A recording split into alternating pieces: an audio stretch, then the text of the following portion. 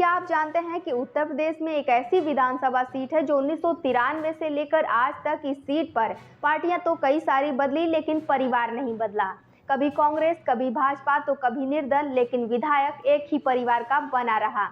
लेकिन अब 2027 का चुनाव आ रहा है तो अब देखना होता है कि यह रिकॉर्ड बना रहता है या फिर टूटता है। आइए जानते हैं रायबरेली की सदर विधानसभा सीट की पूरी कहानी को। आज हम बात करेंगे यूपी की सबसे चर्चित सीटों में से एक रायबरेली की सदर विधानसभा सीट की, जहां पर 3 दशक से पार्टियां तो बदली लेकिन परिवार नहीं बदला और 3 दशक से एक ही परिवार का इस सीट पर कब्जा रहा।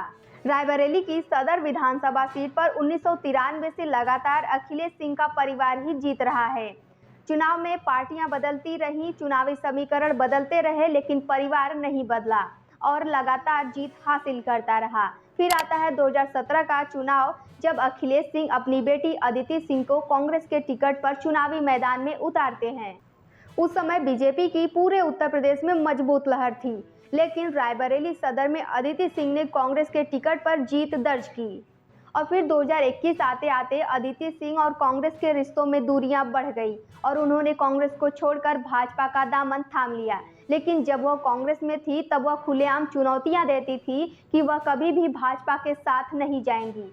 और यहीं से आता है राजनीति में एक नया मोड़, क्योंकि जिस बीजेपी के खिलाफ उनका परिवार वर्षों तक लड़ता रहा, उसी बीजेपी के साथ वह चली जाती हैं। इस जीत के साथ साथ यह भी साबित हो गया कि रायबरेली सदर में केवल पार्टी का ही नहीं बल्कि परिवार का भी मजबूत जनाधार है। अब सबकी नजरें 2027 के विधानसभा के चुनाव पर है। अब देखना होता है कि 2027 के चुनाव में भाजपा एक बार फिर अदिति सिंह पर भरोसा जताती है या फिर नहीं, और क्या समाजवादी पार्टी इस किले को तोड़ पाएगी, और क्या कांग्रेस एक बार फिर अपने पुराने गढ़ में वापसी करेगी।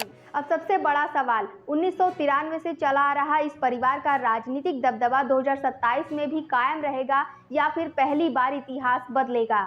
आपको क्या लगता है, क्या 2027 के चुनाव में रायबरेली की सदर विधानसभा सीट पर कोई बड़ा बदलाव होगा या फिर अदिति सिंह तीसरी बार जीत दर्ज करके इतिहास को कायम रखेंगी? कमेंट करके अपनी राय जरूर बताइए।